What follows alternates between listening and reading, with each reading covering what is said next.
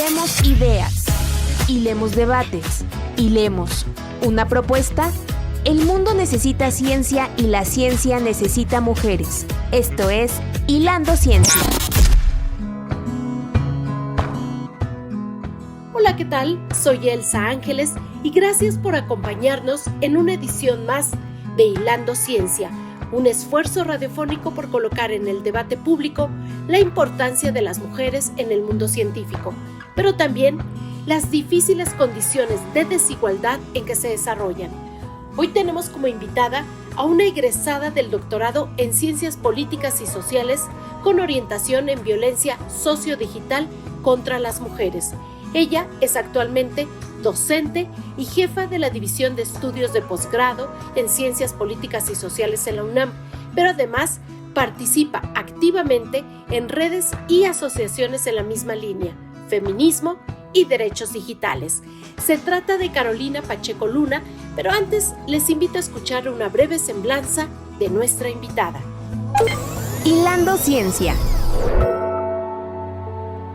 Carolina Pacheco Luna es comunicóloga y feminista, egresada del doctorado en Ciencias Políticas y Sociales con orientación en violencia sociodigital contra las mujeres, maestra en comunicación por el posgrado en Ciencias Políticas y Sociales de la Universidad Nacional Autónoma de México y licenciada en Periodismo y Comunicación Colectiva por la Facultad de Estudios Superiores, FES, Acatlán, de la UNAM. Es docente en esa máxima casa de estudios e integrante del Laboratorio Feminista de Derechos Digitales, la International Association for Media and Communication Research, IAMCR, por sus siglas en inglés, y la Global Alliance on Media and Gender, JAMAG, por sus siglas en inglés, de la UNESCO. Ha colaborado en Libertad de Información Asociación Civil, en la Secretaría de Gobernación, en la Fiscalía General de Justicia de la Ciudad de México, en la Secretaría del Trabajo y Previsión Social y actualmente es jefa de la División de Estudios de Posgrado en Ciencias Políticas y Sociales de la UNAM.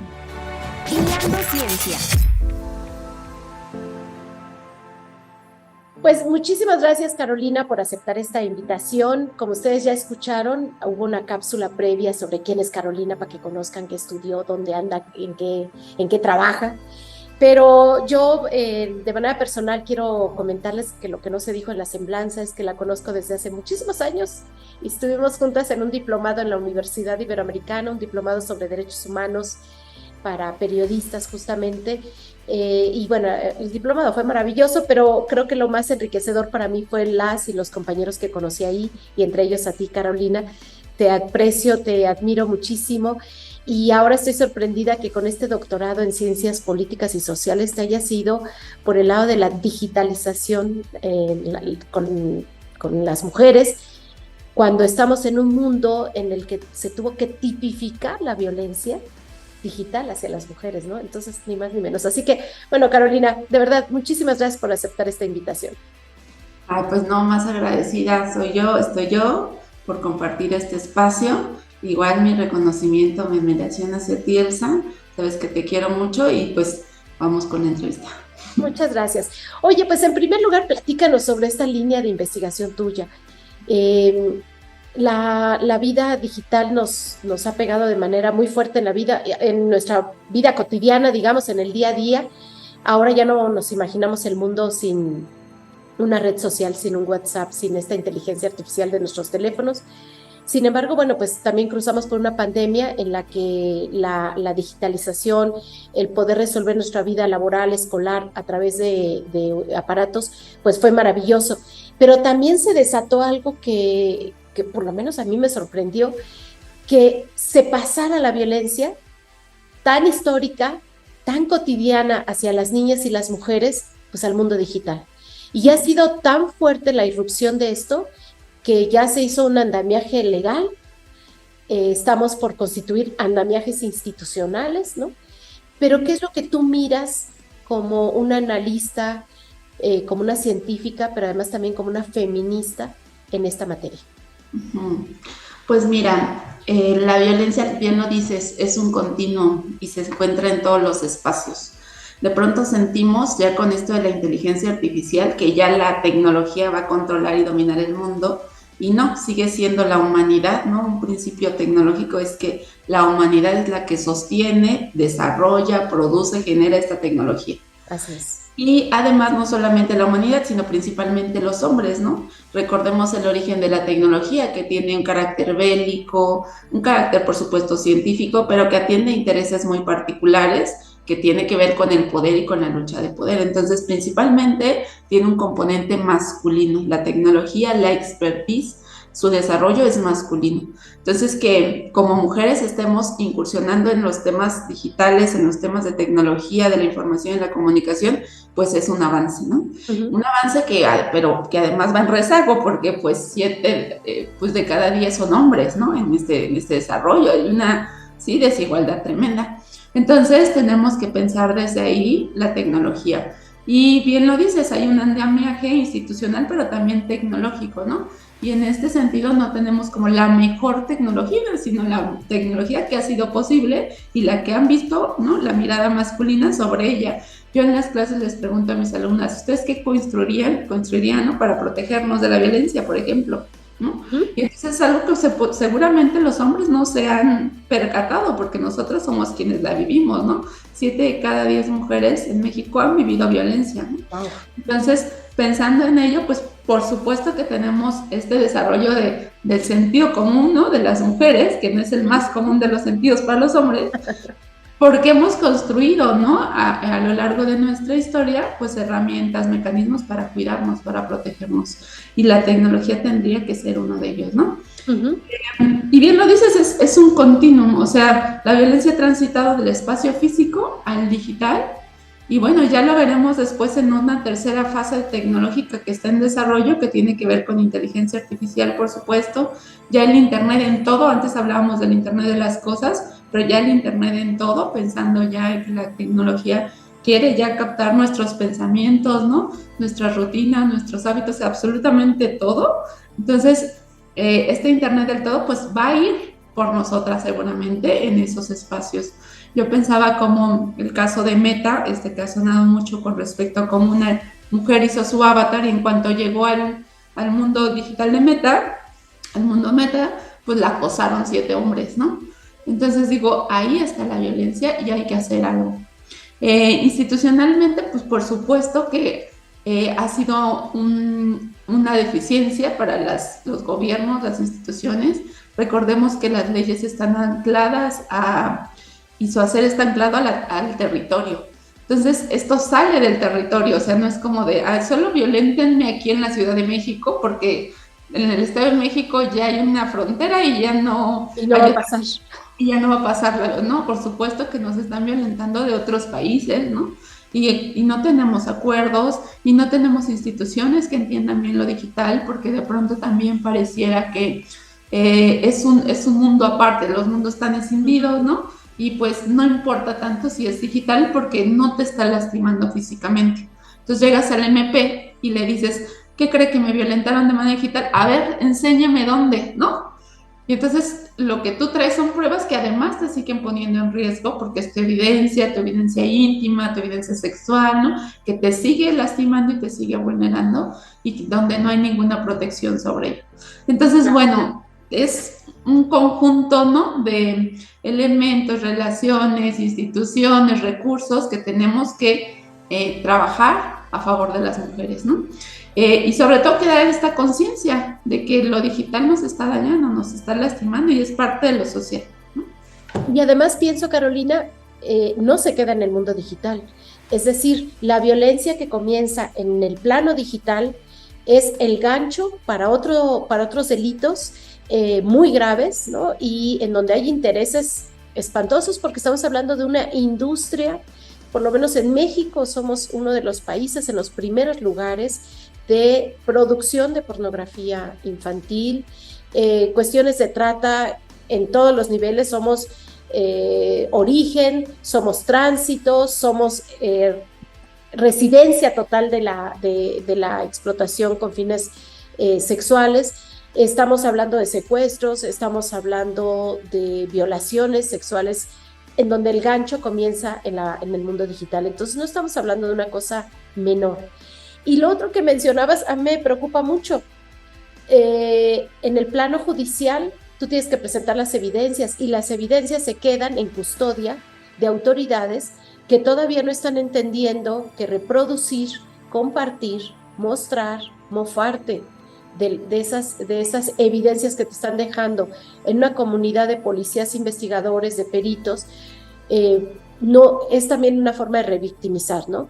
E incluso, bueno, yo lamentablemente acompañé un caso en el que después, pues creíamos que ya había cesado el compartir estas imágenes, y cuando interviene la policía cibernética, pues la compartió la propia policía de investigación estatal, ¿no?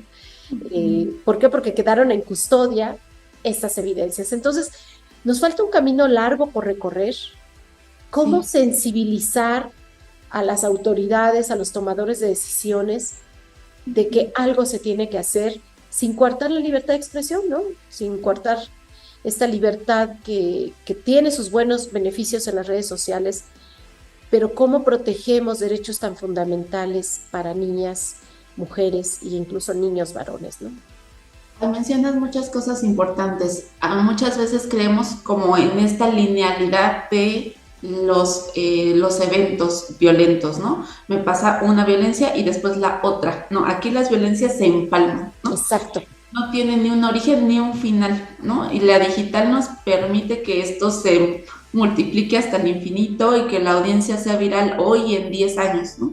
Porque el contenido, por ejemplo, de carácter sexual, pues es atemporal, ¿no? Tan, ¿no? valioso, digo, en términos económicos para su explotación en este momento y en 10 años, ¿no? Y tenemos casos de violencia digital de carácter sexual como porque bueno, estamos hablando solo de una forma, porque también ya al menos hay 25 modalidades, ¿no? de violencia digital, pero en esta de la difusión de contenido íntimo sin consentimiento, como se ha nombrado, que es una de esas 25 formas, pues no tiene fin, ¿no? Hay niñas de secundaria, adolescentes, que eso les difunden una violación, por ejemplo, en una fiesta, y esa se la encuentran 4 años después en la prepa y después en la universidad, y bueno, son otras comunidades quienes la siguen violentando, ¿no? Entonces esto es el infinito, que una vez que tú difundes esta información de carácter íntimo y se hace público, pues difícilmente vuelve a ser privado.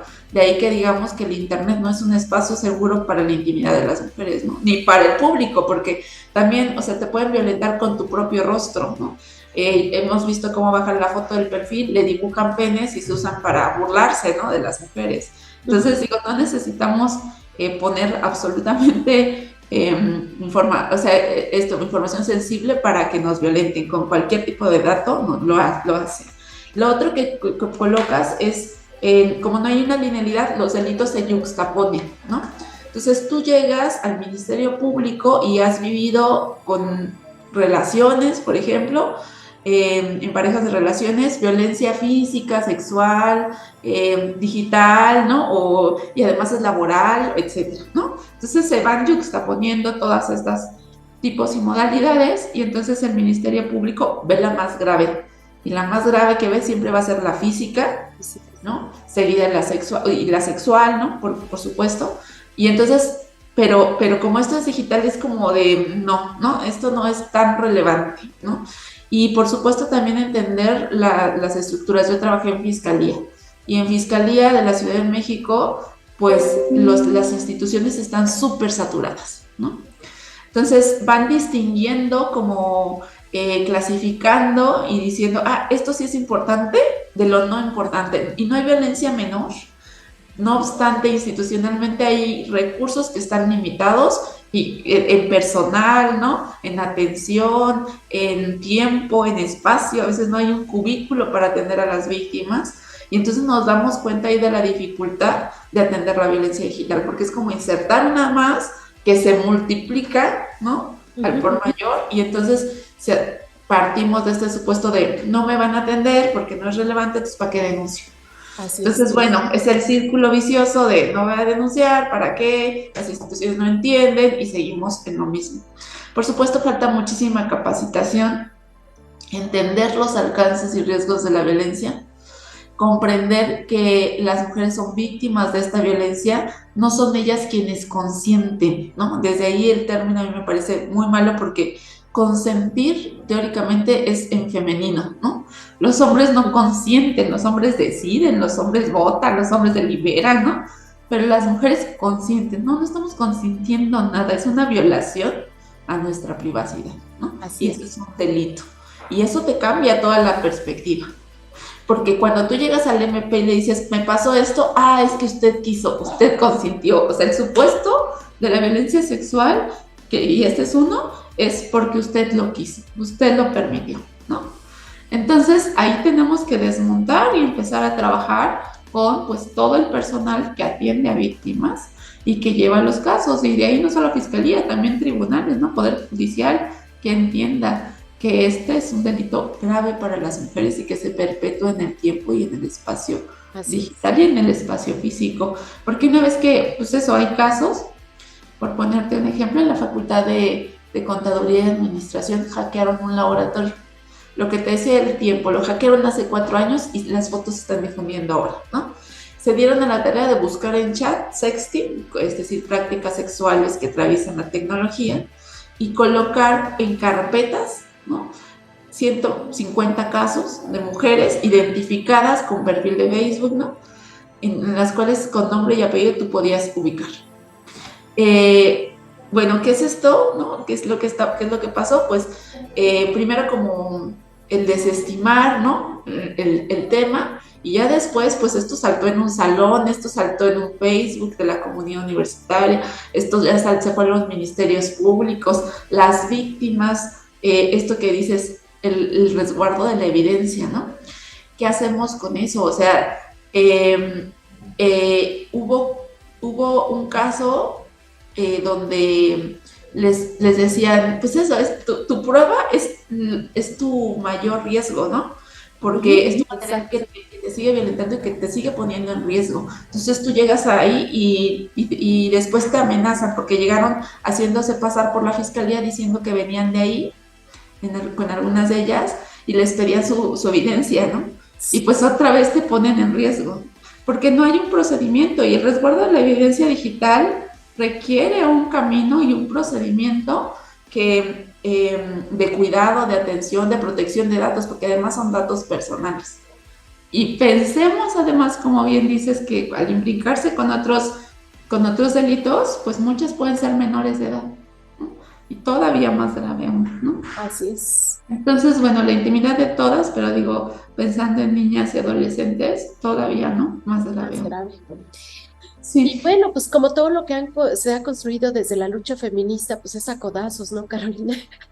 O sea, hay que aportar los elementos que tú bien lo haces desde la academia, desde la investigación científica, que es el mejor fundamento que puede haber para generar o lograr una política pública, pero tú pones sobre la mesa ahí muchos elementos muy claros que podrían ser eso. A ver, por esto pedimos una capacitación, por esto pedimos personal con cierto perfil, por esto pedimos una ampliación de personal suficiente para atender, y también exigencia al Estado de las otras partes que tienen que ver con la prevención y con la erradicación, que de pronto se nos olvida. Nos enfocamos en la sanción, nos enfocamos en poner más años de cárcel, pero al final de cuentas una víctima lo que más necesita es que también haya un mínimo de garantía de reparación del daño y un mínimo de garantía de que no se vuelva a repetir, ¿no?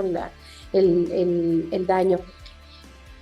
Antes de continuar en esta charla con Carolina Pacheco Luna, egresada del doctorado en Ciencias Políticas y Sociales con orientación en violencia sociodigital contra las mujeres, les invito a escuchar la cápsula que preparó nuestra compañera Marislas, Ellas en la Agenda.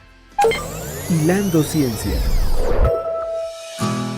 La científica Anne Lhuillier, de 64 años, se convirtió en la quinta mujer en la historia en recibir el Premio Nobel de Física por su trabajo en la dinámica oculta de los electrones. La física francesa recibió la noticia mientras impartía clase en la Universidad de Lund, en Suecia, y fue durante un breve receso que Lhuillier tuvo la oportunidad de escuchar la llamada telefónica que confirmaba su victoria en el Nobel. Lhuillier nació en París en 1958, de nacionalidad francesa y sueca, obtuvo en 1979 un doble máster en física y matemáticas. Se doctoró en ciencias físicas en la Universidad Pierre y Marie Curie de París en 1986. Su trabajo doctoral lo hizo en la Comisión de Energía Atómica y Energías Alternativas, entidad pública de investigación en la que fue investigadora permanente desde 1986 a 1995. Ese año, y tras realizar investigación postdoctoral en la Universidad Tecnológica de Chalmers en Gotemburgo, la Universidad del Sur de California y el Laboratorio Nacional Lawrence Livermore, se incorporó a la Universidad de Lund, donde es catedrática de Física Atómica desde 1997. Beneficiaria de 8 proyectos financiados por la Unión Europea desde 1993 a la actualidad, fue miembro del Comité Nobel de Física entre 2010 y 2015. Se considera que la atofísica puede impulsar una nueva revolución en el campo de la informática y se ha comenzado a explorar el potencial biomédico de los pulsos de atosegundos para diagnosticar enfermedades. Según explica Anne, al retirar todas las células de una muestra de sangre, lo que queda es el plasma sanguíneo o el suero sanguíneo. Las moléculas que allí residen contienen información valiosísima acerca del estado de salud del individuo y están estudiando maneras de emplear los pulsos de atosegundos para extraer esa información. Estás escuchando Hilando Ciencia a través de Violeta Radio en el 106.1 FM. En CIMAC Radio queremos escucharte.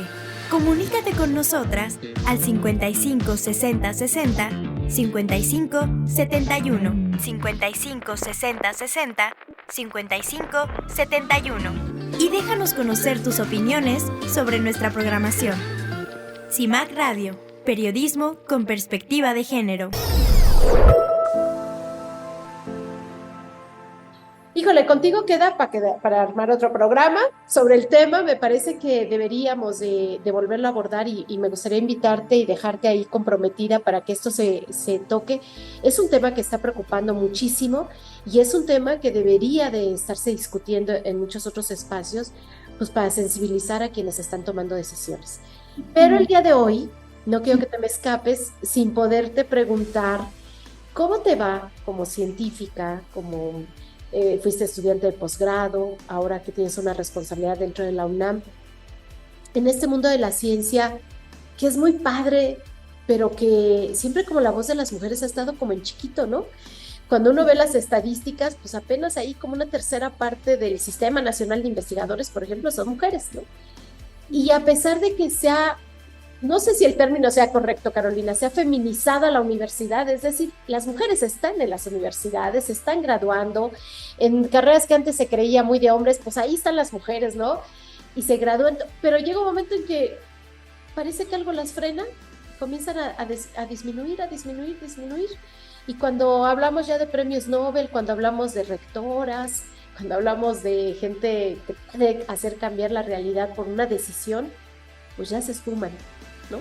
Entonces, ¿cómo te va a ti?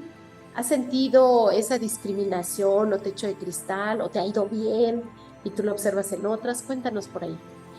Pues me gustaría como contarles un poquito de mi experiencia personal, ¿no? De mi vida.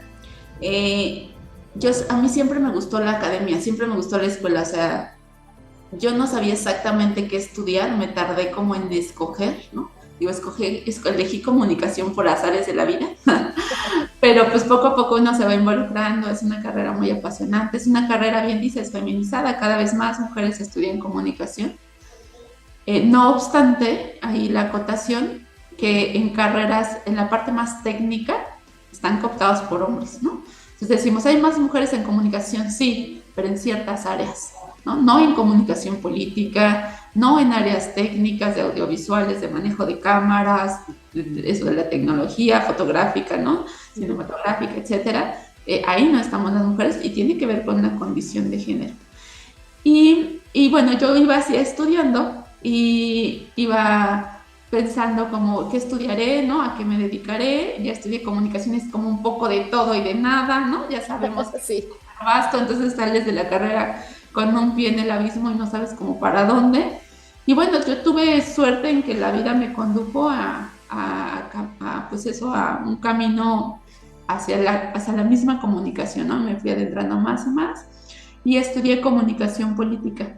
Ujú. Un camino complejo y para las mujeres difícil, ¿no? Sabemos que la política es un mundo masculino, es el espacio público, las mujeres tenemos menos credibilidad, menos voz, menos espacio. Cuando nos representan en los medios siempre aparecemos menos, ¿no? Con fragmentos más pequeños, siempre aparecemos acompañadas de otros hombres, ¿no? Como para que nos respalden. Ahora que veamos las campañas, revisen cómo salen las mujeres y cómo salimos en grupos. Esa fue mi tesis de maestría, para ver cómo nos representaban, y precisamente tenía que ver con una mujer atrás del hombre, ¿no? Recuerdo a Josefina Vázquez Motas diciendo, yo voy a ayudar al presidente en la lucha contra el narco desde el poder legislativo. Yo, perdón, es otro poder, ¿no? Es otro lugar, es otro espacio, tú eres la cabeza de ese poder, no puedes solo tener un papel subordinado, ¿no? Entonces, así nos representamos. Era un espacio difícil para mí, porque hay que considerar también que desde el género las mujeres nos cuesta mucho hablar, ¿no? Lo vemos en la academia, o sea, yo recuerdo que decía, yo no voy a estudiar la maestría porque hay que participar, y me pongo muy nerviosa hablando, ¿no? Y no, yo no, o sea, le daba largas, ya el próximo año la hago. Yo quería seguir estudiando, pues decía, no, ya, el próximo año ya, la hago, ¿no? Pero me daba mucho miedo hablar en público y expresar mi opinión. Todavía, ¿no? Siento como esa ansia, ¿no? De esa nerviosismo. Pero eso, una va rompiendo esos escenarios y una se va enfrentando con miedo, ¿no? Y lo va haciendo, simplemente lo va haciendo. Y pues ya terminé la maestría, entré a varias instituciones, porque yo no me había dado cuenta como de que sí era la academia lo mío, ¿no? Sino decía que me vaya acompañando en la vida, que me vaya actualizando, ¿no? Voy tomando cursos, voy dando mi clase, 1, 2, ¿no? Y eso también es muy complejo para cuando empiezas a trabajar, porque tienes un trabajo, yo he trabajado en gobierno, en la iniciativa privada, en organizaciones de la sociedad civil, y hay espacios como más flexibles y otros más rígidos para salir y decir, es que tengo una clase de 3 a 5, voy y vengo y cubro mi horario, ¿no? Y todo el mundo alrededor es como de, híjole, ¿no? La que se va, ¿no? La que le cae bien al jefe, ¿no? Desde ahí también, ¿no? Entonces, pues es difícil lidiar con las clases, el trabajo, el espacio, el hablar, ¿no? Y una va ganando como esos espacios y va buscando trabajos que puedan combinarse. Y después, pues también desde la academia, pues ya como conjugando los dos espacios, de pronto surge otro tema feminista, ¿no? La insuficiencia, de pronto es como, no soy como tan suficiente en el trabajo o no soy tan suficiente en la academia, ¿no? Porque no me da tiempo para todo y para hacerlo todo bien, ¿no? Y de ahí empieza como sentirnos como de, no voy a poder con esto, ¿por qué? ¿No? Me falta, ¿no? Necesito leer más, necesito desvelarme más, ¿no? Porque además siempre este esfuerzo es como a costa nuestra, no es como de parar, ¿no? Uh-huh. Y cuando una viene, yo siempre digo que mi mayor logro soy yo misma, porque pues pensando en la estructura social, cuando una viene de abajo, ¿no? De una clase baja, pues la expectativa de vida es básicamente casarte joven, tener hijos y reproducir el mismo sistema social, ¿no? Y es gracias precisamente a la educación, a la academia, a la formación, a lo que vamos aprendiendo y cómo lo vamos cruzando con la vida, ¿no? Que vamos tomando otras decisiones. Entonces yo creo que ya haber estudiado una maestría y ahora el doctorado, ¿no? Ya lo terminé, ya no hace falta la tesis. pero siempre como esta conjugación de la vida, la casa, el trabajo, ¿no? Siempre es complejo. Y va creando como dobles o triples jornadas de trabajo.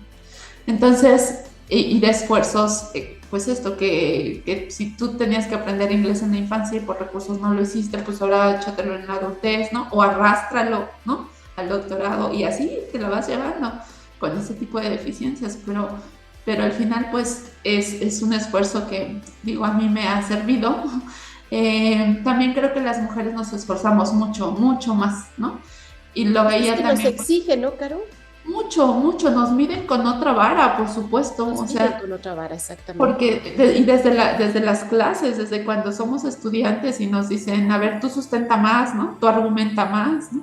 Y está, o sea, hay estudios que demuestran que las mujeres hablamos más que los hombres, pues ¿cómo no? O sea, si no nos creen, ¿no? Si nos piden más referencias, tenemos que buscar, ¿no? La forma de argumentar más para demostrar que sabemos, ¿no? Decía Audre Lorde que siempre que le decían dime más, es como si la invalidaran, ¿no? Ujú. Como si no fuera ya suficiente, como de, bueno, dame más referencias, ¿no? Y nosotras ya somos, ¿no? Ya somos y sabemos. Así Y es. bueno, desde ahí es importante reconocer quiénes somos, cómo ha sido nuestra trayectoria. Siempre las mujeres como cargando como una serie de obstáculos, ¿no?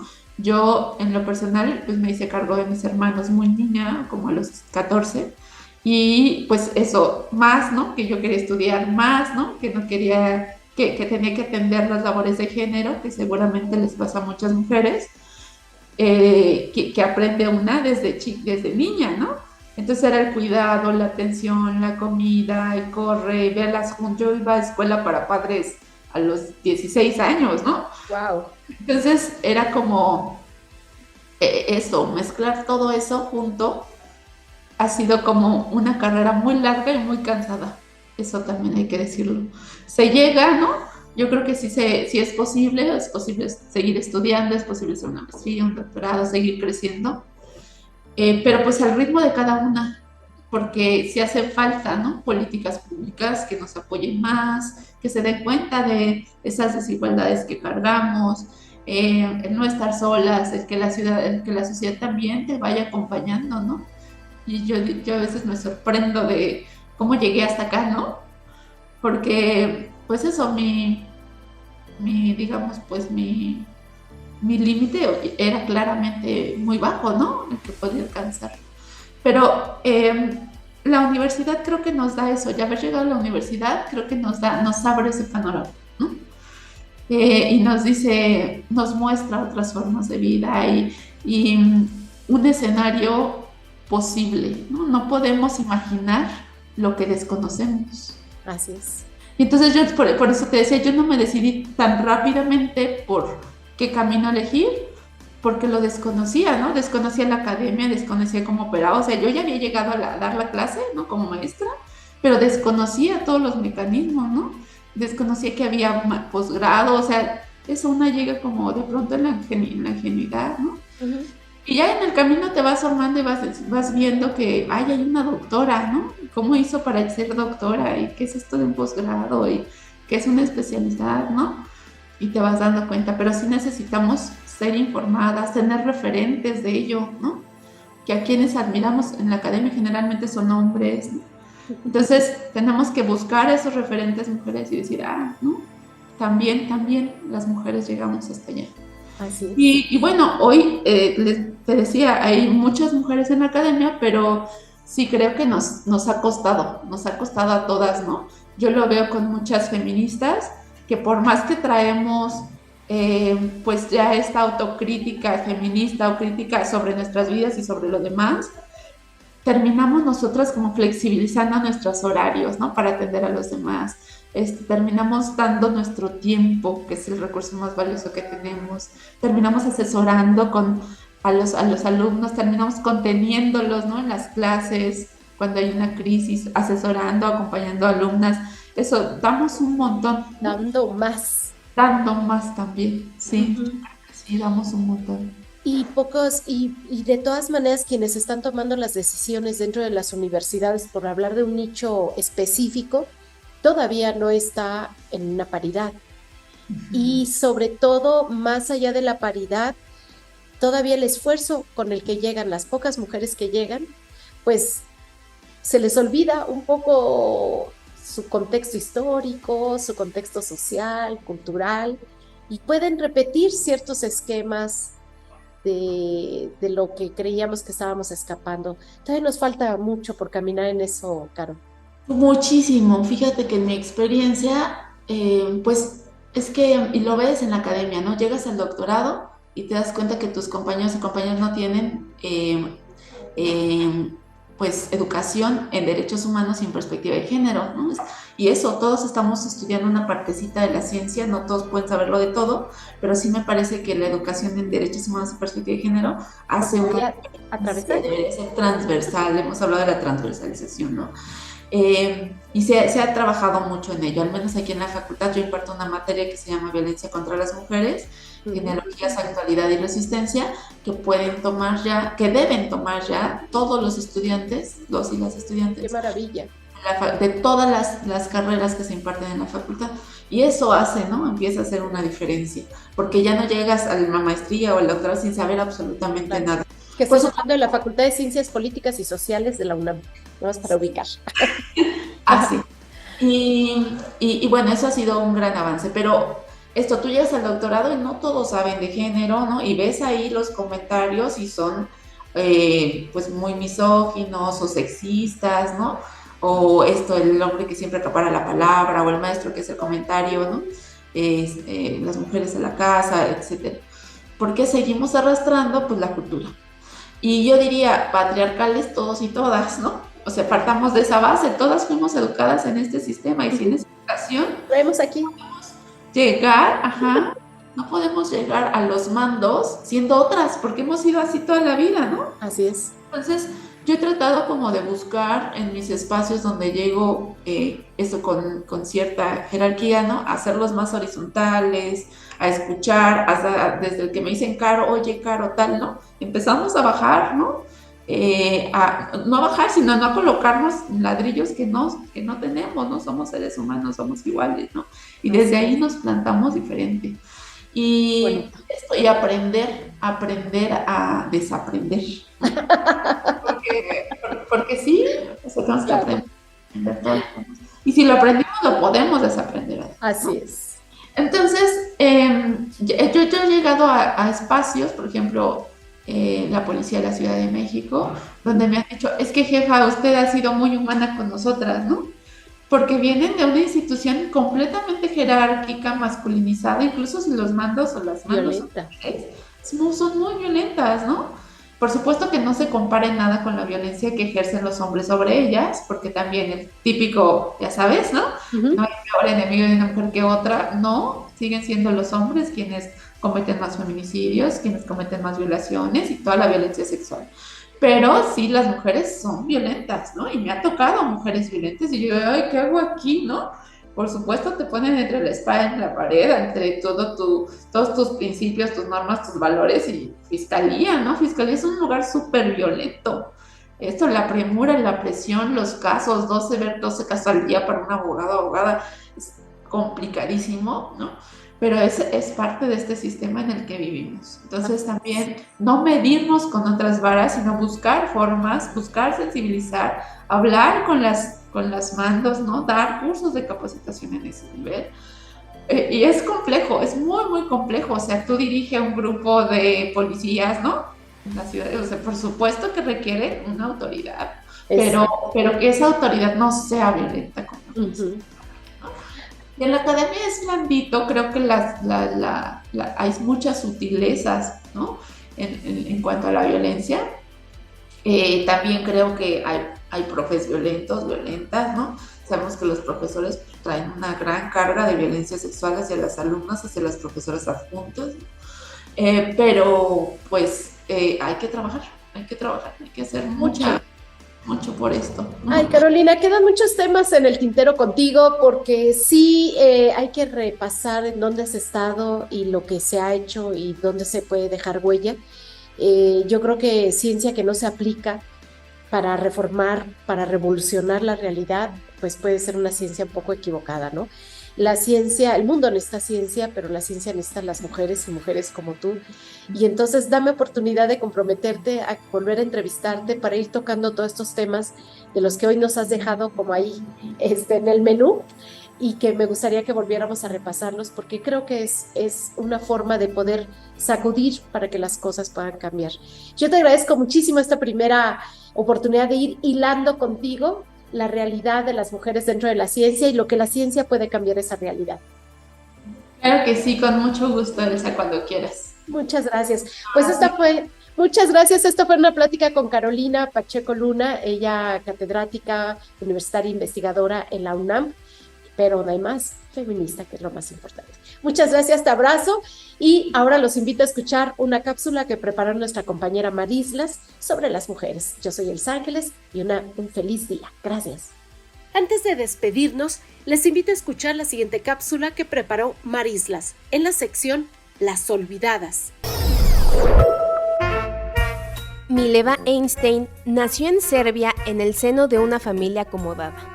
Desde sus primeros años destacó por su gran inteligencia en las matemáticas y física, y a pesar de haber sido un verdadero genio de las matemáticas, vivió en la sombra por ser la esposa de Albert Einstein.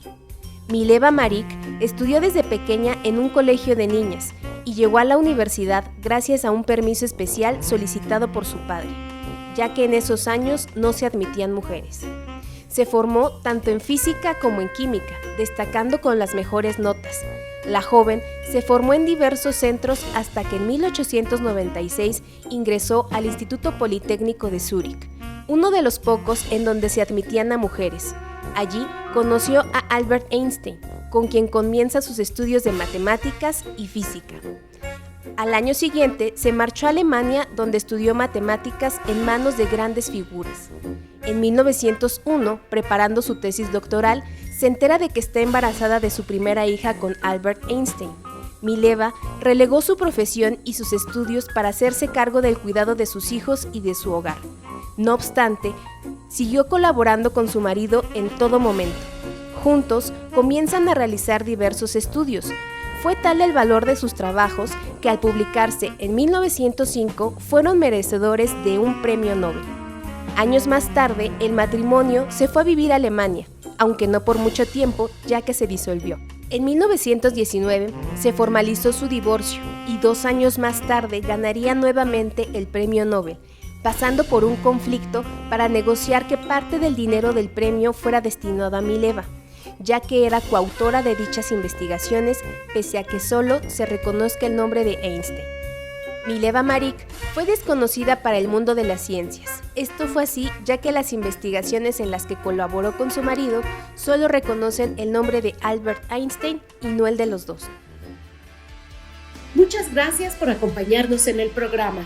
Gracias al equipo Mar Isla Sánchez con investigación y voz en off, Gerson Martínez García con su voz, edición y producción, y a las compañeras de Violeta Radio que hacen posible esta aventura.